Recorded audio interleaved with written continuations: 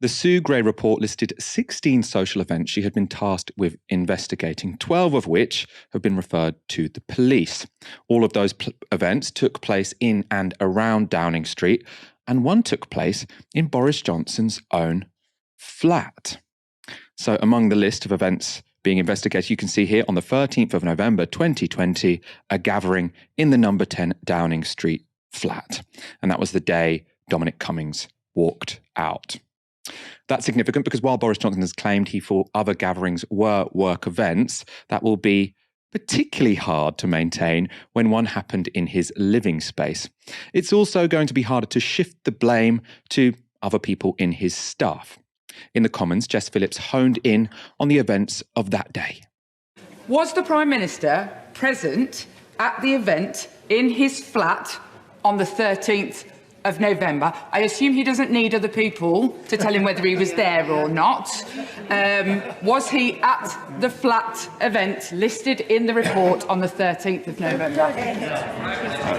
Mr. Speaker, I'm very grateful to the honourable lady for inviting me to comment on something that is being investigated. But I, with great respect to her, I am simply not going to indulge in running commentary. She will have to wait, Mr. Speaker. There are a few MPs that stood up today in that debate and asked him that very direct question.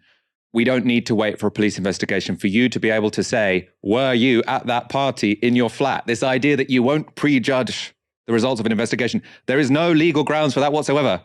If you are under police investigation, you are allowed to comment on what you did and when. Your lawyer might not advise you to. You know, maybe if you're Boris Johnson's lawyer, you say, do not say anything about any of these things.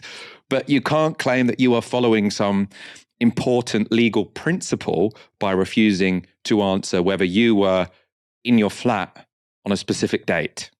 Who at this point doesn't believe that Boris Johnson attended a party that he shouldn't have attended? I mean, that's not even up for debate anymore, and I think he knows that.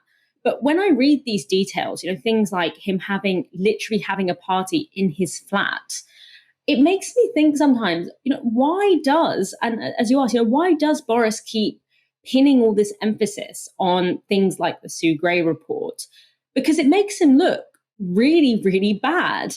You know, if I knew that there was a chance that there was a report out there that would expose that I, as a prime minister, had parties in my own flat, something, you know, that pins this entire scandal on me directly, I feel like I would have done everything I can to sort of make sure that no one's attention is on the report, on the upcoming report. I would have made sure that the words Sue Gray report was mentioned as few times as possible to kind of downplay its significance. And so it makes me wonder why he kind of uses things like the investigation and like the report, which is probably not going to be not going to put him in a great light as the ultimate source of legitimacy.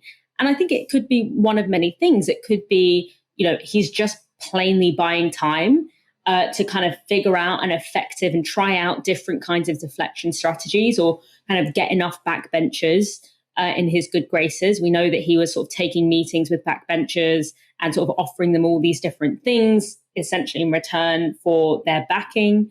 Was it because he had some kind of sense that he might have been able to influence how strong the report was, or what in the report actually could become public information? To an extent, the Met Police sort of tried to do that on his behalf. And it makes me kind of very concerned, because it makes me feel that Boris Johnson is pretty confident that if he really tries, he can control or sort of influence what we eventually see. And it will be a far weaker version of events than what actually happened. And that way, by pinning all of that emphasis on a report that he feels he might somewhat be able to influence by pulling in political favors, etc., then we're not going to trust sort of hearsay and gossip and leaks and things like that, but rather this, you know, which he has much less control over. And that's obviously not to say that he is, you know, giving orders from above on what the report can and can't say, but we are seeing him, him and his allies trying to figure out ways to redact parts of the report, to kick it down the road, to make it a little bit murkier than what is clearly the case, which is that these parties quite literally happened on his doorstep. He was aware of them. He's been aware of them this whole time. And he has been lying by omission to the public as a way of trying to save his own skin. As to why he keeps saying, this is being investigated by Sue Gray, or even now this is being investigated by the Metropolitan Police, which is quite an interesting defense for a politician to make. I mean, the normal strategy of a politician when any controversy comes is to kick it into the long grass. So you say, look, don't focus on the facts of the event, focus on the process. There is a process going on. Process is generally quite boring. Normally people won't know the name of whoever has run a civil service report. And then they hope that when the findings come out, either they'll be watered down because these are people who aren't wholly independent, or more likely, everyone will have forgotten about it. So often they think, well, we'll have 2 days of bad headlines, but then after that, we'll refuse to give anyone else anything to write about because we'll give them a very boring answer whenever they ask, which is, it's being investigated by XYZ. And then when the results come out, people have moved on.